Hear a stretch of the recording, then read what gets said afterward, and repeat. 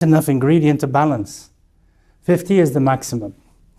Some companies put 52, but it's a 96% grade. So actually it's only 50%. So anybody putting more than 50% is a marketing tool to say, oh, we have more biocide. Okay, but it's not working very well. So 50% is probably where you can go. Then the sodium hetamexophosphate is the hard water stabilizer. So we test the product at 1 in 400 ppm, and at Dr. Saddam's request, 1 in 3000 ppm, and the same efficacy. Because we have two chelators. We have the sodium hetamexophosphate and malic acid. Both of them are chelators. This one for magnesium and calcium, and this one for iron.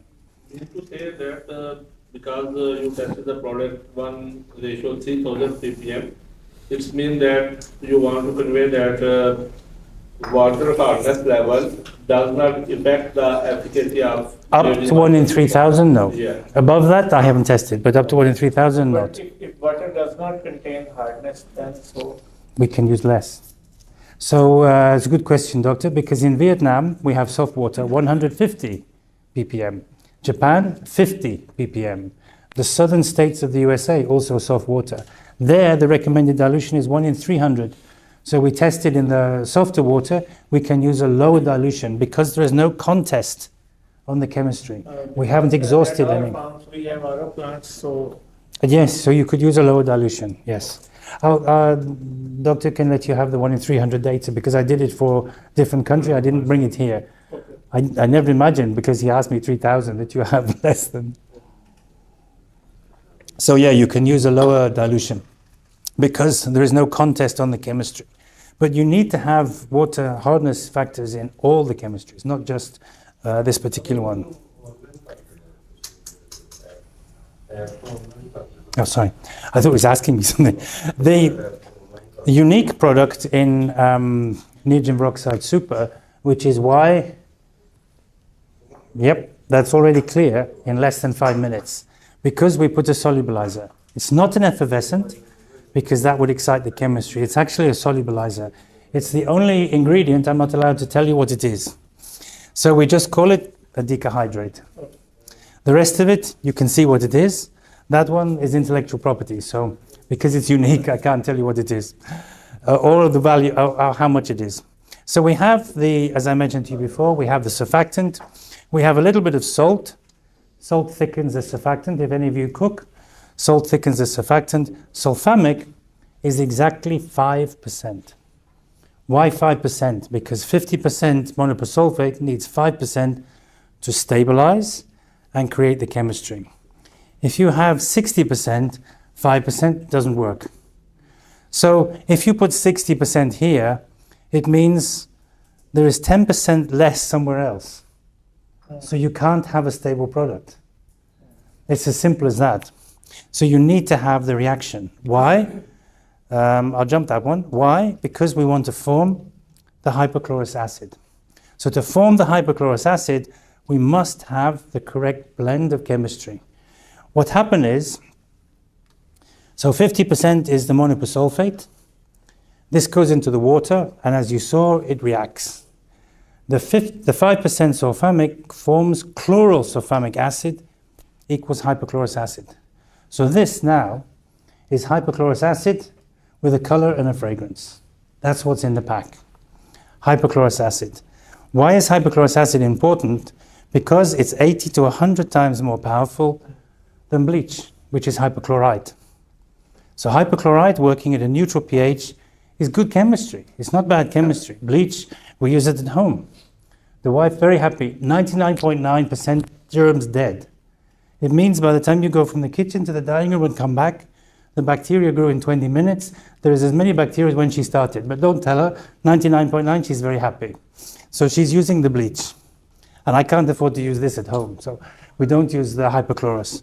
But the hypochlorous acid with the malic acid is giving us this lovely pH balance, and hypochlorous acid penetrates the membrane.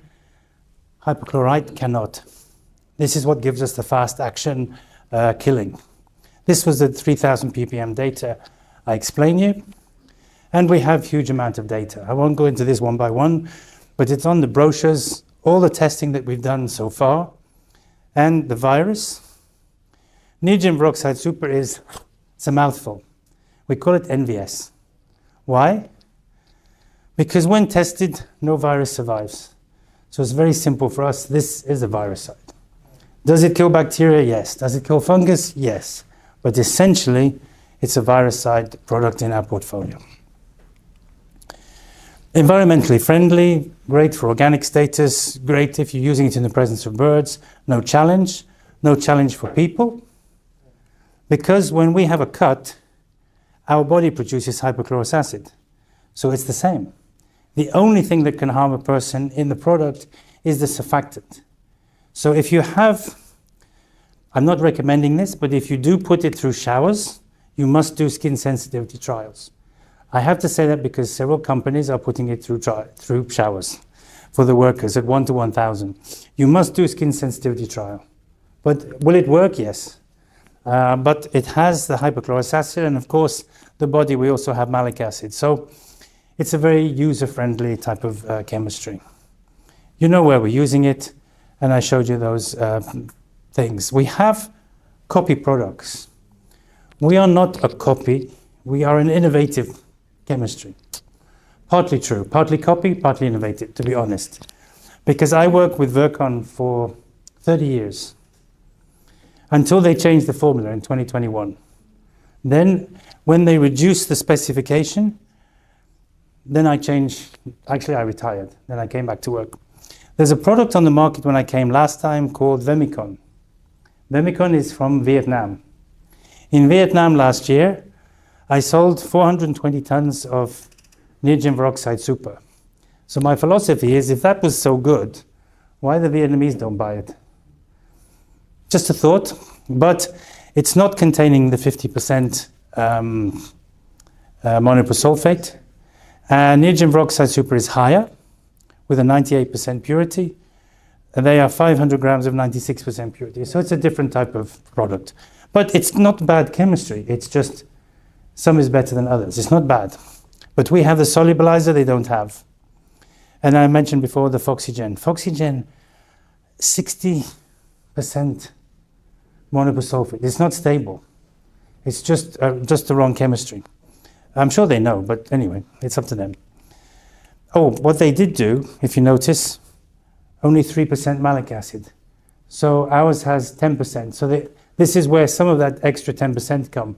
So the stability is completely changed. I wanted to show you this because before Virkon changed the formula, this was 1 in 100 for Salmonella enteriditis on the DEFRA website.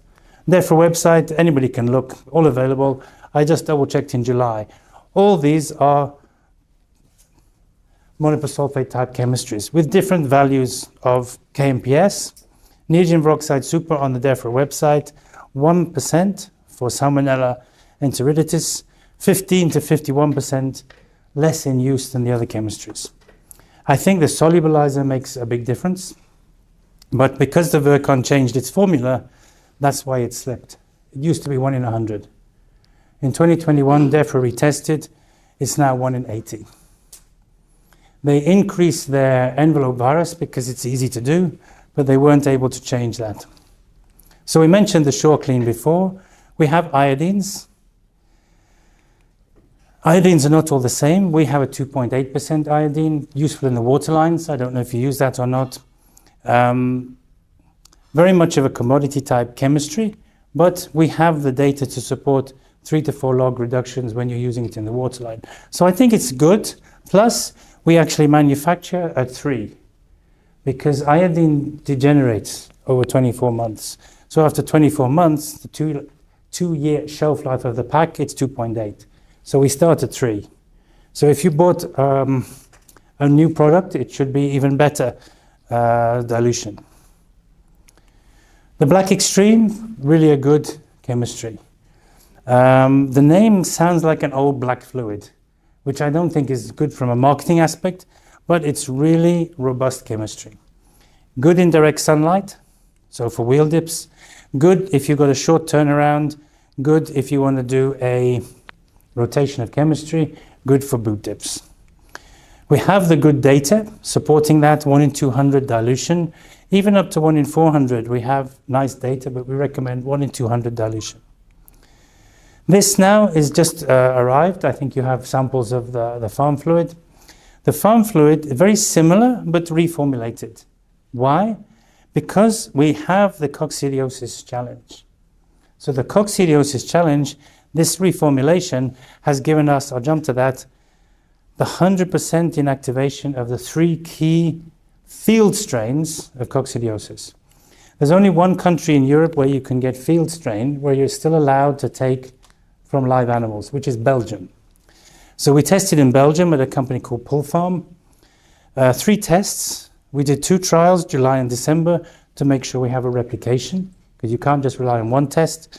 And so in the different tests, you can see there was a slightly different reaction, but at the same point for 100% kill. So very important from that. Synergize is for hatchery. You could use in the farm, yes, but it's specifically designed really from a hatchery point of view because it has a lovely foam to go on the walls. It's 4 quaternaries and a little bit of glutaraldehyde, 7% glutaraldehyde. So this really, and you'll see from the data that we have a lot of bacteria, a lot of fungus data. This is more specifically for the hatchery environment. And then the Variquat 300, glutaraldehyde quaternary. This is, again, the data is there. I think you know a lot about this type of chemistry, but this is best in class according to DEFRA. So the other products, Omnicide, I would have used Omnicide many years ago. This is not a bad product, but it's less efficient than the Variquat 300. We call it best in class because of the DEFRA testing. And remember, the DEFRA testing is in cold condition. So even if you're using that morning or night in Lahore, Islamabad, you're still going to get that level of data. So my story really is pathogen, the pathogen control program. Write down what the pathogens are. There is no chemistry, whether it's from DMG, whether it's from Zoetis, whether it's from whomever, that kills all the pathogen. No one chemistry can do that. So we need to know which one we are trying to kill in which circumstance. If it's a vehicle, if it's a foot dip, if it's a breeder farm, a layer farm, or a broiler farm, we need to be quite specific where we are trying to make that challenge. Then we can design the program together, whichever area that's for. Thank you for your attention.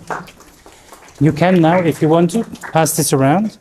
Don't go because it's a powder, it'll jump, but that smells of apple and that smells of apple. Just so you can have a look, feel. Please feel free to pass it around. And if anybody has a question, I will hope after 3. But it depends on the first knockdown, how the severity of the challenge. Because all we really need to do with the coccidia challenge is not, when I said use 2 disinfection, we don't need to do the whole house 2 disinfection. But the coccidia, really, we're thinking about the floor, maybe ½ a meter of the wall, and if you have posts. So we do the whole house with neodymium peroxide super, then only the floor and the small walls with a 2% farm fluid I would use. This is very economical in use. You're not using 2 full disinfections, you're only using 1.5 effectively. And then that will give you the knockdown. If it was a persistent problem, you might need to do 2 cycles in a row, then leave 3. But otherwise, every 3rd cycle should be enough if you understand where the challenge is coming from. Because once we knock it down, it should be quite okay. Unless you come from another farm with a piece of equipment or something, blah, blah, blah. So, but yeah, so only think about the concentrated areas. As a cooling pad disinfectant also, just if a farm faces a viral problem or... Yeah, the example was very nice, but at the end of the cycle, I would typically use an acid detergent to get rid of any calcium, so we improve the airflow. Then it's only if we get a challenge would I think about putting peroxide super through. But they prove it works, so I'm passing on the experience. I would only do it in a challenge, because it's not cheap, because you're going to have to top it up for 2 to 3 days. Okay.